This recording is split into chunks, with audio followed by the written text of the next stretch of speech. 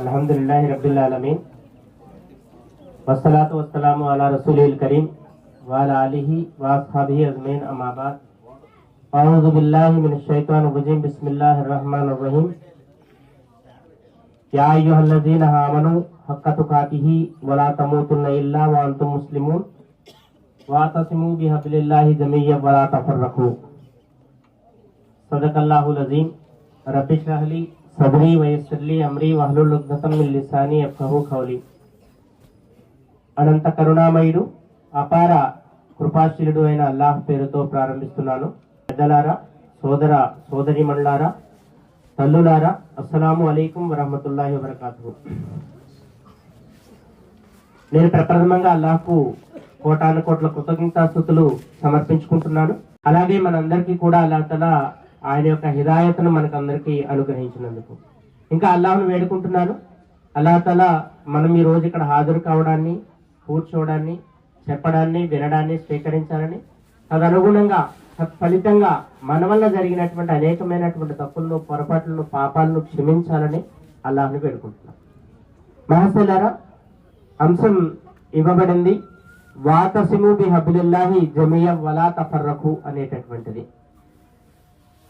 మీరంతా కలిసి అల్లాహ్ త్రాడును గట్టిగా పట్టుకోండి అనేటటువంటి అంశం. ఇన్షాల్లా నా జ్ఞానం మేరకు కొన్ని అంశాలను మీ సమక్షంలో ఉంచే ప్రయత్నం చేస్తాను. అల్లాహ్ తఆలా నాకు చెప్పేటటువంటి సౌలభ్యాన్ని అనుగ్రహించాలని వేడుకుంటున్నాను.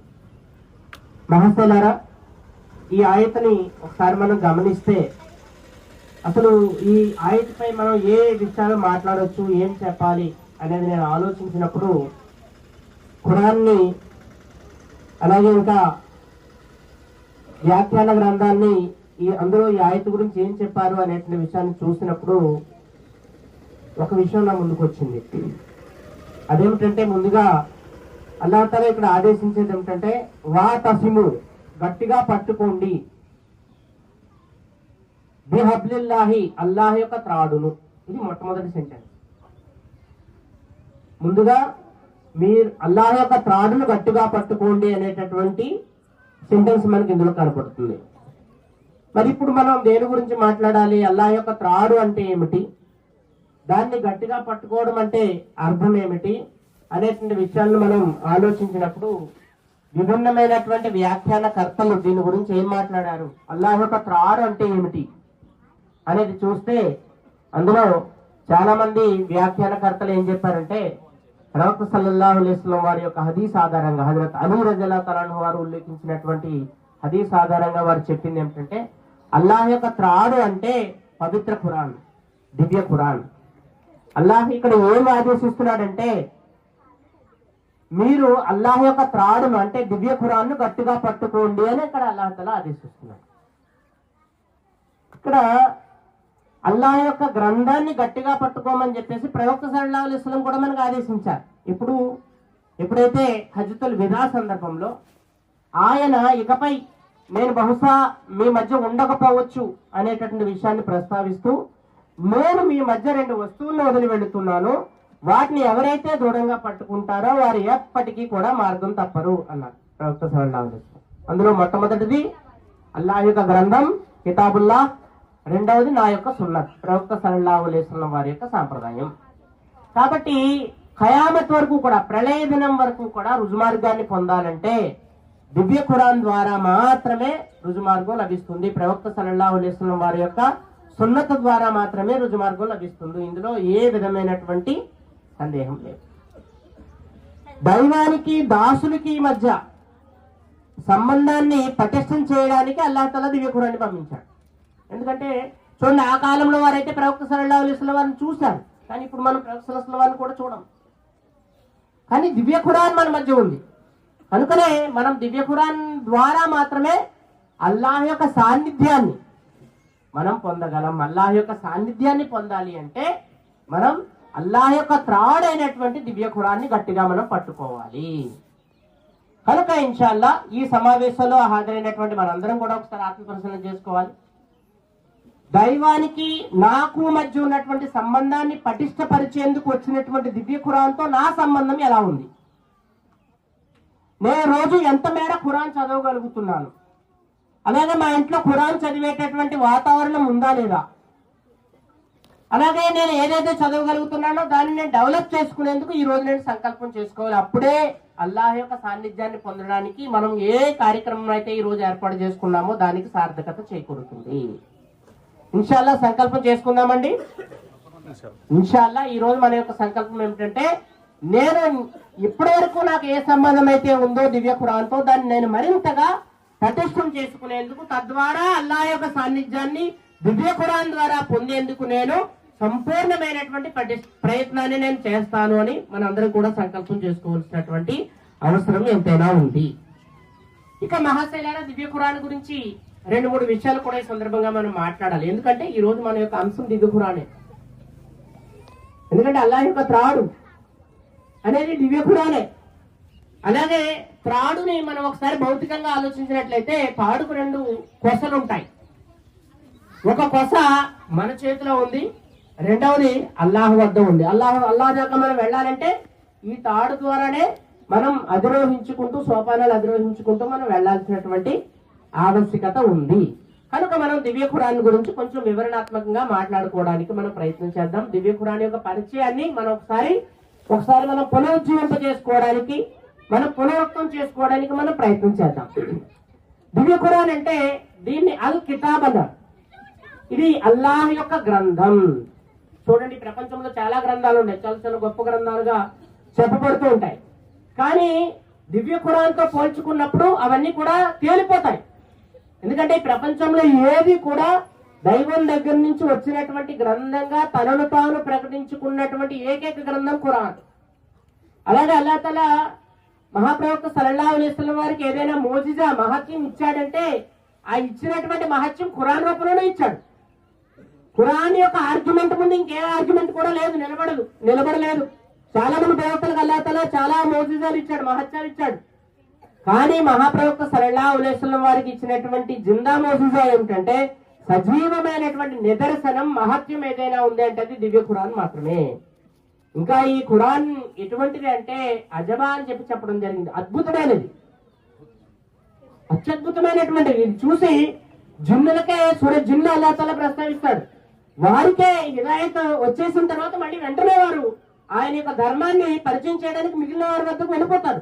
అంత అమోఘమైనటువంటి మార్పు, కొన్ని సెకండ్ల కాలంలోనే వ్యక్తులలో ఆ విధమైనటువంటి మార్పు తీసుకొచ్చినటువంటి గ్రంథం. ఇంకా అల్లాహ్ తఆలా సూరే ఫుర్ఖాన్ లో చెప్తాడు, ఇంకా సూరే బకరాలో కూడా చెప్పడం జరిగింది. ఇది ఫుర్ఖాన్ అని చెప్పి, ఇది గీటురాయి అంటే సత్యాసత్యాలను, ధర్మాధర్మాలను వేరు చేసి చూపేది. ఇంకా దీన్ని నిదర్శనంగా చెప్పడం జరిగింది. ఇంకా దీన్ని అల్ ఇల్మ్ అని కూడా అని చెప్పేసి అన్నారు. ఇంకా అన్ నూర్ అని చెప్పేసి అన్నారు, జ్యోతి. అంటే ఖురాన్ ఉన్న చోటనే వెలుగు ఉంటుంది, నూరు ఉంటుంది. ఎక్కడైతే ఖురాన్ లేదో అక్కడ వెలుగు లేదు. సూరే తాహాలో ఒకసారి ఆ సూరాన్ని ఒకసారి మనం సంప్రదిస్తే అందులో అల్లాహ్ తఆలా ఏమని ప్రస్తావిస్తాడంటే, ఆ రోజున కొంతమంది వ్యక్తులను అల్లాహ్ తఆలా గుడ్డివాడిగా లేపడం జరుగుతుంది అన్న. కారణం ఏమిటయ్యా? ఎందుకు? ఈ ప్రపంచంలో అన్ని చూశారు, ఇక్కడ చూపు ఉంది, మరి ఎందుకు గుడ్డివాడు అయిపోయారు వారు అంటే దానికి అల్లాహ్ ఇచ్చినటువంటి సమాధానం ఏంటంటే, వారు ఏనాడు కూడా ఖురాన్ని చూడలేదు, ఖురాన్ని చదవలేదు, దాన్ని అనుసరించేందుకు ప్రయత్నం చేయలేదు, తదనుగుణంగా తమ యొక్క జీవితాలను మార్చుకునేందుకు వాళ్ళు ప్రయత్నం చేయలేదు. అందుకనే ప్రళయ దినాన వారు అంధులుగా లేపబడ్డారు అనేటటువంటి విషయం ప్రస్తావించబడింది. ఇంకా ఖురాన్ని ఇమాం అని కూడా అంటారు. అంటే మన యొక్క మార్గదర్శి, అంటే ఏ విధంగా ఉండాలి, ఎలా ఉండకూడదు, ఏం చేయాలి, ఏం చేయకూడదు, ఈ విషయాలన్నీ కూడా మనకు చెప్పేదే ఖురాన్. అందుకనే ప్రవక్త సల్లల్లాహు అలైహి వసల్లం వారి యొక్క హదీస్ మరొకటి మన ముందు కనబడుతుంది. ఖురాన్ లో ఏమున్నాయో ప్రవక్త సల్లల్లాహు అలైహి వసల్లం వారు చెప్తారు.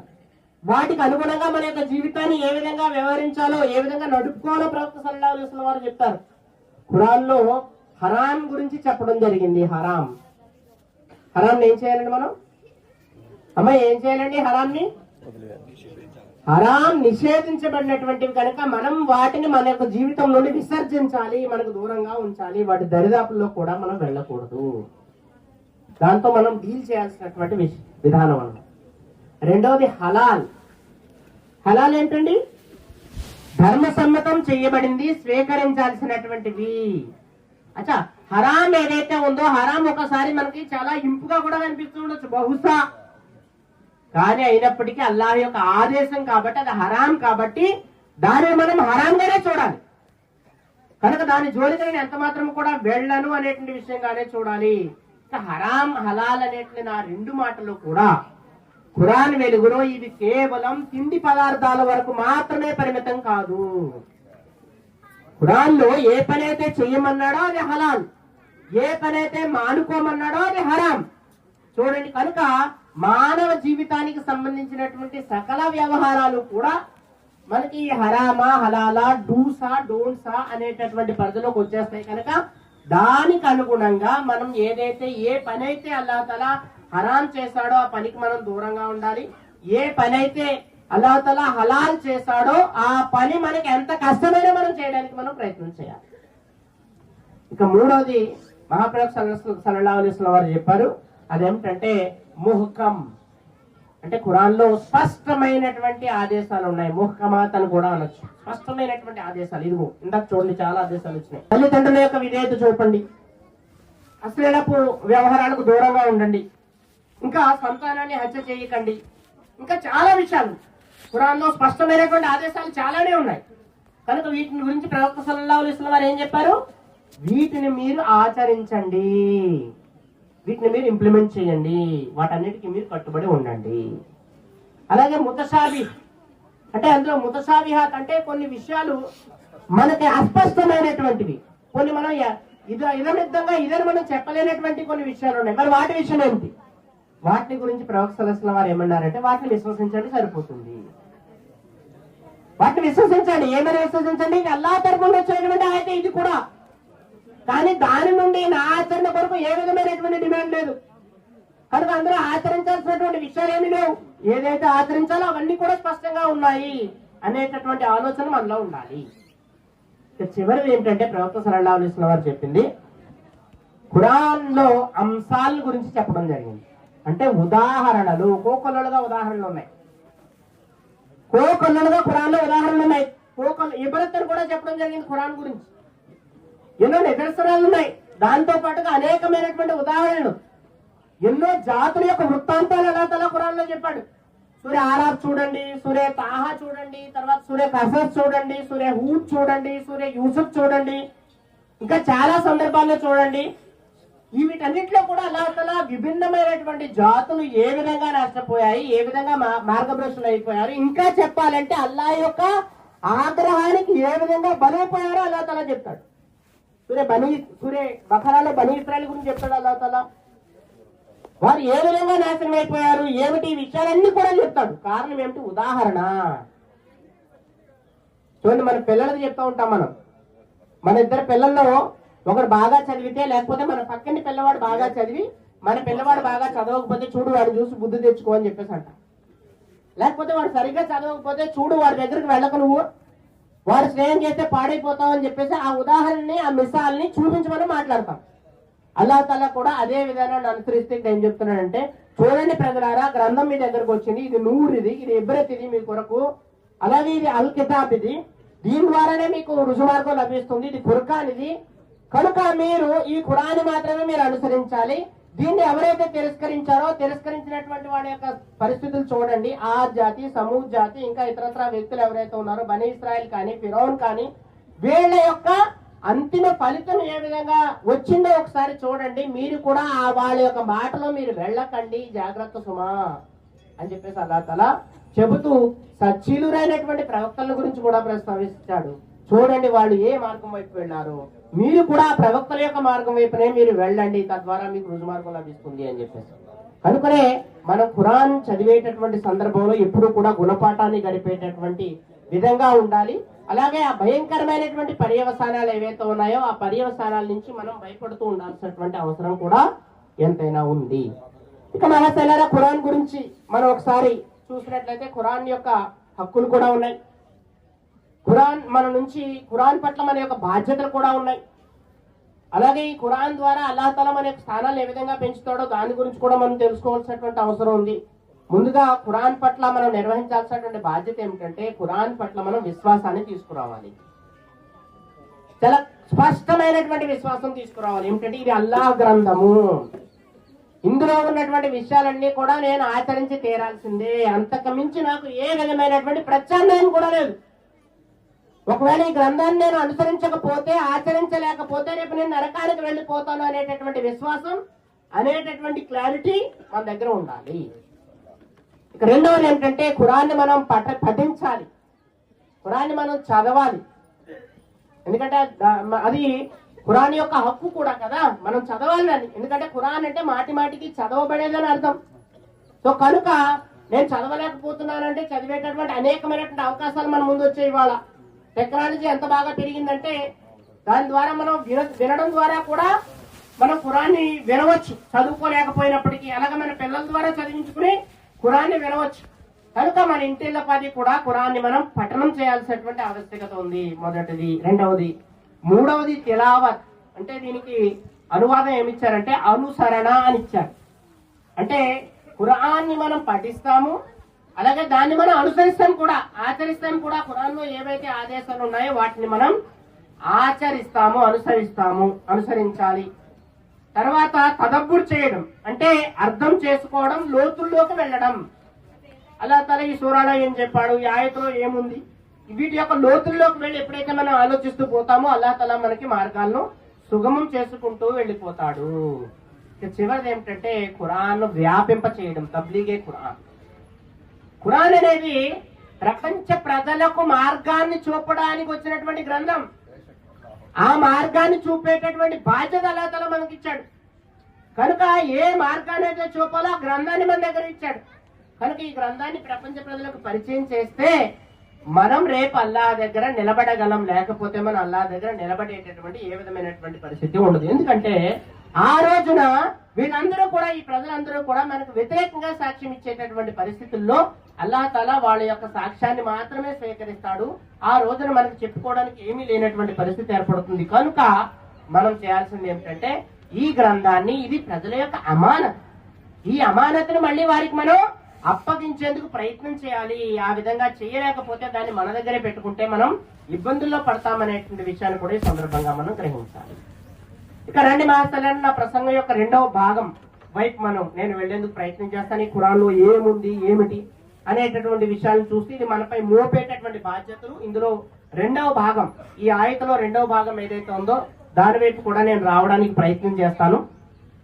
ఖురాన్లో ఈమానియాత్ గురించి ఉంది, అంటే విశ్వాసాల గురించి ఉంది. తౌహీద్, రిసాలత్, ఆఖిరత్ గురించి సుస్పష్టమైనటువంటి వివరణ. దీనికి సంబంధించినటువంటి ఈ వివరణ వచ్చేసిన తర్వాత ఇక ఎవరు కూడా వారి యొక్క తర్కాన్ని ఉపయోగించి కానీ మరొకటి ఏ వస్తువుని ఉపయోగించి కానీ దీన్ని ఢీకొట్టలేరు. ఆ విధమైనటువంటి వాదనను ప్రవక్తలు నిలబెట్టారు, ప్రవక్తలు పూర్తి చేశారు. వారు పూర్తి చేసినటువంటి వాదనే ఖురాన్లో చెప్పడం జరిగింది. ఈ మధ్యన జరిగినటువంటి డిబేట్ లో కూడా మనకి అదే విషయం మీకు కనపడుతుంది అనమాట. తర్వాత ఖురాన్లో ఉన్నటువంటి రెండో విషయం ఏంటంటే ఇబాదాత్ కూడా ఉన్నాయి. చూడండి, మనకి నమాజ్, రోజా, హజ్, జకాత్ ఇవన్నీ కూడా ఇబాదాత్. కనుక వీటన్నిటినీ కూడా మనం ఏం చేయాలి, త్రికరణ శుద్ధితో మనం ఆచరించాల్సినటువంటి అవసరం ఉంది. ఎవరికి మినహాయింపు లేదు ఇందులో. అసలు ఇంకా మినహాయింపు కాదు, ఇంకా మనం ముందుకెళ్లే కొద్దీ మనపై ఆరాధనల యొక్క అదనపు భారం కూడా ఉంటుంది. కనుక ఇదిగో నేను ఇవాళ ఇష్టంగా హాజరయ్యాను, 2 నమాజులు ఎగ్గొట్టేయచ్చు, లేకపోతే నేను కారణ జన్ముండి నేను నమాజ్ చదవకపోయినా పర్వాలేదు అనేటటువంటి విషయాలకి ఇస్లాంలో ఎంత మాత్రము కూడా తావు లేదు. అబ్దుహు రసూలుహు, ప్రవక్త సల్లల్లాహు అలైహి వసల్లం ఆయన యొక్క రిసాలత్ బాధ్యతలను నిర్వర్తించడానికంటే ముందే ఆయన ఇంకా ఆయన రిసాలత్ బాధ్యతలు నిర్వర్తిస్తుండగా కూడా ఆయనలో దాస్య గుణం మరింత పెరిగిపోయింది. రాత్రి వేళంతా కూడా నమాజ్ చేసేవారు ప్రవక్త సల్లల్లాహు అలైహి వసల్లం వారు, కాళ్ళు వాచిపోయేటటువంటి విధంగా. సో కనుక మనం దీనిపై కూడా మనం ఆలోచించాలి. ఇంకా అల్లాహ్ తఆలా ఖురాన్లో ఏం చెప్తాడంటే వమా ఖలఖతుల్ జిన్న వల్ ఇన్స ఇల్లా లియఅబుదూన్, నీ జీవితమే ఆరాధన. నేను మానవుల్ని మరియు జిన్నాతుల్ని నా ఆరాధన కొరకు తప్ప దేని కొరకు నేను పుట్టించలేదు. కనుక జీవితాన్నే ఇక్కడ ఆరాధనగా చేసినటువంటి ఏకైక ధర్మం దీనే ఇస్లాం. కనుక ఇక్కడ జీవితమే ఆరాధన అంటే ఏమిటంటే మీ జీవితపు సకల వ్యవహారాలు కూడా అల్లాహ్ యొక్క ఆదేశాలకు అనుగుణంగా అనుసరించడం లేదా నడుపుకోవడాన్నే జీవితమే ఆరాధన అని చెప్పేసి ఇక్కడ ప్రస్తావించడం జరుగుతుంది. కనుక మనం ఆ సమున్నతమైనటువంటి ఆరాధన కోసం సన్నద్ధం చేయడానికే నమాజ్, రోజా, హజ్, జకాతులు ఏవైతే ఉన్నాయో వీటిని మన ముందు ప్రస్తావించడం జరిగింది, వాటిని మనకి ఇవ్వడం జరిగింది. కనుక మనం వాటిని త్రికరణ శుద్ధిగా పాటించాలి. ఇక నైతికత గురించినటువంటి విషయాలు కూడా ఉన్నాయి. మన సమయం లేదు కాబట్టి దాని గురించి మనం తర్వాత మాట్లాడుకోవచ్చు. అయితే జీవితపు వ్యవహారాలు కూడా ఉన్నాయి, మామిలాత్ అని చెప్పేసి అంటారు. వ్యవహారాలు, జీవితంలో వ్యవహారాలు ఉంటాయి కదండి. మనం ఉదయం లేచినప్పటి నుంచి రాత్రి పడుకునేంత వరకు, ఈ ప్రపంచంలోకి వచ్చినప్పటి నుంచి మళ్ళీ ఇక్కడ నుంచి అల్లాహ్ దగ్గర వెళ్లేంత వరకు ఏ సందర్భంలో ఎప్పుడు ఏ విధంగా ఏ పని ఏ విధంగా చేయాలి అనేటటువంటి సంపూర్ణమైనటువంటి వివరణ సమగ్రంగా ఇస్లాంలో చెప్పడం జరిగింది. కనుక సమగ్రంగా చెప్పినటువంటి అన్ని విషయాలను ఆచరించాలా, కొన్ని ఆచరించాలా? ఏమండి, ఇప్పుడు ఒక టైలర్ గారు ఉన్నారు. ఆ టైలర్ గారిని ఆయన మనకి డ్రెస్ ఇచ్చాం, మనం రంజాన్కి బట్టలు కుట్టమని ఇచ్చాం. ఆయన కొద్ది కొద్దిగానే కుట్టి కొంత పార్టీ కుట్టి ఇచ్చేశాడు. అప్పుడు మనం ఏం చేస్తామంటే అది సంపూర్ణం అంటామా, దాన్ని అసంపూర్ణం. ఆయనకు డబ్బులు ఇస్తామా? ఇవ్వం. అలాగే మరి అల్లాహ్ తఆలా కూడా సంపూర్ణమైనటువంటి విషయాలు ఖురాన్లో పెట్టినప్పుడు సంపూర్ణంగా మీరు ఆచరించండి అని మనల్ని ఆదేశించినప్పుడు మరి అందులో కొన్ని విషయాలు నాకు నచ్చినవి నేను ఆచరిస్తాను, కొన్ని విషయాలు నాకు నచ్చలేవు, అది నా గురించి కాదు, ప్రవక్తల గురించి మాత్రమే, ఏమండి, లేకపోతే ఇంకొకటి గురించి మాత్రమే అని అలా మినహాయింపులు చేసుకున్నట్లయితే రేపు అల్లాహ్ తఆలా మనల్ని ఇష్టపడతాడండి? అల్లాహ్ తఆలా దగ్గర మనం రక్షించబడేటువంటి అవకాశం ఉంటుందా? అందుకనే ఖురాన్ లో అల్లాహ్ తఆలా అంటాడు, యా అయ్యుహల్లజీన ఆమను ఉద్ఖులు ఫిస్సిల్మి కాఫా, మీరు విశ్వాసులారా సంపూర్ణంగా ఇస్లాంలో ప్రవేశించండి. ఎలాగ వచ్చారుగా లోపలికి? మీరు ముస్లింల మిమ్మల్ని మీరు చెప్పుకుంటారుగా, అందరూ కూడా మీరు ముస్లింలనే అంటారుగా. సో కాబట్టి నాకు నచ్చినట్టుగా ఉండడం మీపై విధి. కనుక నేను ఏదైతే ఆదేశించానో అన్ని విషయాలను మీరు పాటించండి. కొద్దిగా కొన్ని నమాజ్ చదివితే చాలు, జన్మానికోసారో లేకపోతే ఈద్ కోసారో లేకపోతే జుమ్మా కోసారో చాలు అనేటువంటి విధానం కాదు. నమాజ్ వరకు మాత్రమే కాదు, మీ యొక్క జీవిత వ్యవహారాలు మామిలాత్ ఏవైతే ఉన్నాయో మీ జీవిత వ్యవహారాలు ఎక్కడి నుంచి ఎక్కడి వరకు ఉంటాయండి? మీ జీవిత వ్యవహారాలు ఇంట్లో ఉంటాయి. మీ జీవిత వ్యవహారాలు ఎక్కడ ఉంటాయండి? ఇంట్లో ఉంటాయి. అంటే ఇంట్లో తండ్రి ఎలా ఉండాలి, తండ్రి యొక్క బాధ్యతలు ఏమిటి, సంతానం యొక్క హక్కులు ఏమిటి, తల్లిదండ్రుల యొక్క హక్కులు ఏమిటి, ఇది ఒక సెక్షన్. ఇక్కడ పాటించాలా లేదా? అలాగే బంధువులకు సంబంధించినటువంటి హక్కులు ఉంటాయి. అలాగే బయటకు వచ్చాం వీధిలో మీ యొక్క హక్కులు వారిపై ఉంటాయి, వారి యొక్క హక్కులు మీపై ఉంటాయి. అలాగే అక్కడ ఇస్లాంకి సానుకూలమైనటువంటి వాతావరణాన్ని మన వీధిలో కానీ అలాగే మన యొక్క మొహల్లాలో కానీ మనం కల్పించాల్సినటువంటి బాధ్యత మనపై ఉంది. ఎందుకంటే ఈ వీధి వారే పొద్దున అల్లాహ్ దగ్గర మనకు వ్యతిరేకంగా నిలబడేటటువంటి అవకాశం ఉంటుంది. సో కనుక అక్కడ మనం బాధ్యత నిర్వర్తించాలి. అలాగే మనం బజార్కి వెళ్తాం, బజార్లో మన యొక్క ప్రవర్తన ఎలా ఉండాలి?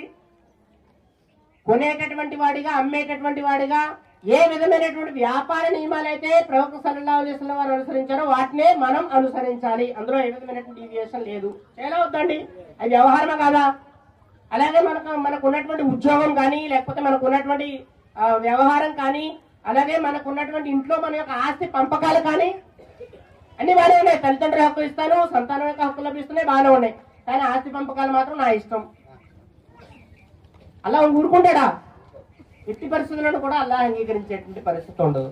సో కనుక ఈ విధంగా మనం చూసుకుంటూ పోయినట్లయితే ఇల్లు, వీధి, బజారు, తర్వాత పోలీస్ స్టేషన్, ఇంకా తర్వాత కోర్టు, అంతర్జాతీయ రాజకీయాలు, పార్లమెంటు, ఈ అన్ని సెక్షన్స్ లో కూడా మనిషి ఎలా ప్రవర్తించాలో ఏంటో ఈ విషయాలన్నీ కూడా సంపూర్ణమైనటువంటి వివరణ, విశదీకరణ ప్రవక్త సల్లల్లాహు అలైహి వసల్లం వారి యొక్క హదీసు గ్రంథాల్లోనూ పవిత్ర ఖురాన్లోనూ ఉన్నాయి. వాటన్నిటిలోని కూడా మనం ఆచరించి తీరాల్సిందే. అంతేగాని మనం పగటి వేషగాడిలా ఉండకూడదు. పగటి వేషగాడు చూడండి, గ్రామాల్లో వాళ్ళు ఏ విధమైనటువంటి వేషం వేస్తారు? రోజుకో వేషం, గాడొక వేషం, రేపు మళ్ళీ మారిపోతుంది ఇంకోటి వేషం. తర్వాత వేషాలన్నీ తీసి అతను వాస్తవికత ఏంటో అంత బయటకు వచ్చేస్తుంది ఒక రోజు, ఉంటుందా కదా? కాబట్టి ఈ విధంగా ఉండకూడదు. ఇస్లాం దీన్ని యాక్సెప్ట్ చేయదు. మౌదు ఏమన్నారంటే, అందుకనే ఒక గోడ గడియారం పనిచేయాలంటే అందులో అన్ని గోడ గడియారానికి సంబంధించినటువంటి పార్ట్లే పెట్టాలి. అప్పుడే వర్కౌట్ అవుతుంది, సరిగ్గా దాని యొక్క లక్ష్యం నెరవేరుతుంది. సమయాన్ని చూపించడం అనేటటువంటి లక్ష్యం నెరవేర్చాలంటే అందులో గోడ గడియారానికి సంబంధించినటువంటి పాటలే పెట్టండి. కుట్టు మిషన్ కి సంబంధించినటువంటి పాటలు పెడితే పనికిరాదు. అలాగే మీరు ఇస్లాంలో మీరు ఉండాలి అంటే మీరు అల్లాహ్ దగ్గర మీ నాణ్యం చెల్లుబాటు కావాలి. రేపు మీరు గనక అల్లాహ్ దగ్గర పట్టుబడకుండా ఉండాలి అంటే మీ యొక్క సమస్త వ్యవహారాలు కూడా ఇస్లాం అనుకూలంగానే మీరు ఉండాలి. అంతేగాని వేరు వేరు విధానాలు మీరు ఎంత మాత్రం కూడా అనుసరించకూడదు అనేటటువంటి విషయాన్ని సుస్పష్టంగా ప్రస్తావించడం అనేది జరిగింది. కనుక మనం సంపూర్ణమైనటువంటి ధర్మానుసరణ ఏదైతే ఉందో అది మనపై విధి గావించబడింది. అవునండి కదండి? సంపూర్ణమైనటువంటి ధర్మ ఆచరణ చేద్దామండి వద్దా? చేద్దామండి ఇన్షాల్లా. ఇప్పుడు చూడండి ఈ 2 నిమిషాలు. ఈ సంపూర్ణమైనటువంటి ధర్మానుసరణకే ధర్మ సంస్థాపన అని పేరండి. ధర్మ సంస్థాపన అంటే చాలా మంది ఏమనుకుంటారు, నమాజులు ఇవన్నీ కూడా మానేసి మనం రాజకీయాల్లో తిరగడమే ధర్మ సంస్థాపన అనుకుంటారు. కాదు, మన ఇంట్లో కూడా ధర్మం ప్రకారంగా ఉండాలి. మనకు ప్రతి నడక ఇందాక నేను చెప్పినటువంటి రంగాలన్నింటిలో కూడా ధర్మాన్ని అనుసరించాలి. అప్పుడే సంపూర్ణంగా ఇస్లాంలో ఉన్నట్టు. సంపూర్ణంగా ఇస్లాంలో ఉండడానికి మరొక పేరే ధర్మ సంస్థాపన. అర్థమైందండి? ఇప్పుడు ధర్మ సంస్థాపన అనేటటువంటి కాన్సెప్ట్ ఏదైతే ఉందో దీనిని ఎవరైతే తిరస్కరిస్తారో వాళ్ళు దేన్ని తిరస్కరించినట్లండి? ఖురాన్ యొక్క ఆదేశాన్ని తిరస్కరించినట్లు. కనుకనే జాగ్రత్తగా వినండి, ఎవరైతే ధర్మ సంస్థాపన అవసరం లేదు, ఇది మన బాధ్యత కాదు, ఇది ప్రవక్తల పని అని అంటారో వారు ధర్మంలోంచి కూడా బయటకు వెళ్ళిపోతారు. చూడండి, వెళ్ళిపోతారు. ఎందుకంటే ధర్మ సంస్థాపన మాది కాదన్న వాళ్ళు ఇవాళ నమాజ్ మాది కాదంటారు. నమాజ్ కూడా వీలైతే చదవండి లేకపోతే మానేయండి అంటారు. లేకపోతే వ్యవహారాలు అల్లా చెప్పినటువంటి దాని ప్రకారమే కాదు, మా గోడ గడియారంలో కుట్టు మిషన్ భాగం వేసినా కూడా పనిచేద్దని చెప్పేసి అక్కడి నుంచి ఇక్కడి నుంచి అడుగు తెచ్చుకున్నటువంటి పాటలన్నీ కూడా పెట్టుకొచ్చి ఏంటి మా గడియారం పనిచేయట్లేదు అని చెప్పేసి అంటూ ఉంటారు. కానీ వాళ్ళు గడియారం పనిచేస్తలేదు అనేటువంటి విషయం కూడా వాళ్ళకి తెలియదు. ఆ విధంగా మార్గదర్శకులు అయిపోతూనే ఉంటారు. చివరికి వాళ్ళ దగ్గర కలిమా కూడా వాళ్ళ నుంచి వెళ్ళిపోతుంది. కనుకనే మనం ఎప్పుడు కూడా అల్లాహ్ యొక్క ఆదేశమైనటువంటి ధర్మ సంస్థాపన ఏదైతే ఉందో దానిని గురించి మనం ఎంత మాత్రం కూడా కాంప్రమైజ్ కాకూడదు. ఇక జమియా వలా తఫర్రకు అనేటువంటి మాటకు వద్దాం. మీరంతా కలిసి అల్లాహ్ యొక్క తాడును గట్టిగా పట్టుకోండి, విభేదాల్లో పడకండి. అదే మరి విభేదాల్లో పడకండి. ముస్లింలో విభేదాలు ఎందుకు వచ్చాయి? ఎందుకు వచ్చాయండి ముస్లింలో విభేదాలు? ఎవరు చెప్తారా? ముస్లింలో విభేదాలు రావడానికి గల కారణం ఏమిటంటే వాళ్ళు మక్సద్ని వదిలిపెట్టినటువంటి కారణం చేత. అల్లాహ్ వారిని ఎందుకు ఈ ప్రపంచంలో పంపించాడో తెలుసుకోకపోవడం చేత. అల్లాహ్ మనల్ని ధర్మ సంస్థాపన కొరకు ఇక్కడ పంపించాడు. ఆయనకు ఫుల్ టైం బానిసగా నేను ఇక్కడ జీవితం గడపాలి అనేటటువంటి విషయాన్ని మనం మర్చిపోయాం కాబట్టి విభేదాలు వచ్చాయి. అందుకని ధర్మ సంస్థాపన కాన్సెప్ట్ ఎక్కడైతే ఉండదో అక్కడ విభేదాలు వస్తాయి. ధర్మ సంస్థాపన అనేటువంటి కాన్సెప్ట్ ఎక్కడైతే లేదో అక్కడ మన వాళ్ళు రాజకీయ పార్టీ కార్యకర్తలు అవుతారు. ఎక్కడ ధర్మ సంస్థాపన అనేటువంటి కాన్సెప్ట్ ఉండదో అక్కడ మన వాళ్ళు కుల సంఘాల్లో ఉంటారు. అలాగే ఎక్కడ ధర్మ సంస్థాపన అనేటువంటి పరిస్థితి ఉండదో, లేదు మనవాడు కూడా ఎమ్మెల్యే అయితే మన పనులు అవుతాయేమో అని చెప్పేసి అనుకుంటాడు. లేదు, అసత్య రాజకీయ వ్యవస్థలో ఎమ్మెల్యే ఎవడైనా తన మన భేదం లేదు, వాడి పనే అవుద్ది కానీ మన పని అవ్వదు. కనుక మనం కనుక ఈ ప్రపంచంలో కనుక అల్లాహ్ యొక్క ధర్మాన్ని సంస్థాపించడానికి మనం ప్రయత్నం చేయాలి అని అంటే త్రికరణ శుద్ధిగా ఏ విధమైనటువంటి రిజర్వేషన్స్ కూడా లేకుండా జాతిపరమైనటువంటి ప్రేమకు అతీతంగా అల్లాహ్ యొక్క ప్రేమ కోసం మన యొక్క జీవితాన్ని అల్లాహ్కు అంకితం చేస్తూ సమస్త జీవన రంగాల్లో ధర్మాన్ని అనుసరించడానికి మనం ప్రయత్నం చేసినప్పుడే ముస్లింలో ఏకత్వం సాధ్యమవుతుంది. అందరూ కలిసి అప్పుడు మాత్రమే అల్లాహ్ యొక్క త్రాడును పట్టుకోగలం. అలా పట్టుకోలేకపోవడానికి కారణం ఏమిటంటే మనకి అసలు అల్లాహ్ త్రాడుతో సంబంధం లేదు. అల్లాహ్ ఏ లక్ష్యం కోసం అయితే పంపించాడో ఆ లక్ష్యాన్ని గురించి మనకు అసలు ఆ సెన్స్ లేదు. సో అది లేనటువంటి కారణం చేత ఇన్ని రకాల విభేదాలు, చీలిక పేలికలు, ఈ విధమైనటువంటి విధానాల్లో మనం కూడా కొట్టుమిట్టాడిపోయేటువంటి పరిస్థితి. చివరిగా 2 ఉదాహరణలు ఇచ్చి నేను ముగిస్తాను. అదేమిటంటే మహాప్రవక్త సల్లల్లాహు అలైహి వసల్లం వారు చెప్పినటువంటి మాట ఏమిటంటే, మీ పరిస్థితి ఎలాంటిది అంటే ఒకవేళ కనుక మీరు సమూహంగా అందరూ కలిసి లేకపోతే ఏమవుతుందో ప్రవక్త సల్లల్లాహు అలైహి వసల్లం వారు చెప్పారు. ఏమవుతుందండి? కలిసి లేకపోతే ఏ విధంగానైతే ఒక ఒంటరిగా వెళుతున్నటువంటి గొర్రెపై తోడేలు దాడి చేసి దాన్ని తీసుకుని వెళ్ళిపోతుందో, అదే విధంగా శైతాన్ కూడా మీపై దాడి చేసి మిమ్మల్ని అపమార్గం పాలు పట్టిస్తాడు. ఒకటి. రెండోది, ఇదే ఉదాహరణ మొన్ననే ఒక డాక్టర్ గారిది ఒక మెసేజ్ వీడియో వస్తే చూశాను నేను. మీకు కూడా నచ్చుతుందని అనుకుంటున్నాను. ఆయన ఏం చెప్పారంటే, నేను బయట వెళ్తున్నాను, ఒక చోట ద్రాక్ష పళ్ళు అమ్ముతున్నారు. రాగా ద్రాక్ష పళ్ళు ఎంత అని అడిగితే, గుత్తుల్లో ఉన్నటువంటి ద్రాక్ష పళ్ళు కేజీ 100 రూపాయలు అని చెప్పేసి అన్నారు. అలాగే ఆ పక్కన ఉన్నటువంటి ఎంత అంటే విడిపోయినటువంటి పళ్ళు ఉన్నాయి, అవన్నీ కూడా రాలిపోయినటువంటి పళ్ళు, అవి ఎంత అంటే అక్కడ ఒక బొట్టుడు ఉంటాయండి, అవన్నీ కూడా తీసుకోవచ్చు, 50 రూపాయలు ఇచ్చి అన్నాడు. కాబట్టి అది సామూహికత. ఒక గుత్తులో ఉన్నటువంటి 50 పళ్ళు ఏవైతే ఉన్నాయో 100 రూపాయలు అయితే, విడిగా ఉన్నటువంటి 1000 పళ్ళు 50 రూపాయలకే వచ్చేస్తాయి. కనుక ఆ విడిగా ఉన్న దానికి ఎంత మాత్రము కూడా విలువ లేదు అని చెప్పేసి డాక్టర్ గారు చెప్పారు. మరి అల్లాహ్ తఆలా మనకి సామూహికత అంత గట్టిగా ఆదేశించి, ప్రవక్త సల్లల్లాహు అలైహి వసల్లం వారు మీకు జమాత్, సమా, ఇతాద్, హిజ్రత్, జిహాద్ ఇవన్నీ కూడా ఆదేశించబడ్డాయని చెప్పేసి అన్నప్పుడు మరి మనపై ఏ విధమైనటువంటి ఫర్జ్ అవుతుంది? కనుక మనల్ని ఏకత్రం చేయాలి అంటే మన అందరిలో కూడా లక్ష్యానికి సంబంధించినటువంటి స్పృహ రావాలి. మనందరం కూడా ఖైర్ ఉమ్మతికి సంబంధించినటువంటి సభ్యులు అనేటువంటి స్పృహ రావాలి. మరి అల్లాహ్ తఆలా మీకు, నాకు, మనందరికీ కూడా ఆ విధమైనటువంటి స్పృహ కలిగించాలని అల్లాహ్ను వేడుకుంటున్నాను. పరలోక సాఫల్యం కోసం మనందరం కూడా కృషి చేద్దాం. అల్లాహ్ తఆలా మనందరికీ కూడా ఆ అత్యున్నతమైనటువంటి మార్గాన్ని ప్రసాదించుగాక. జజాకల్లాహ్.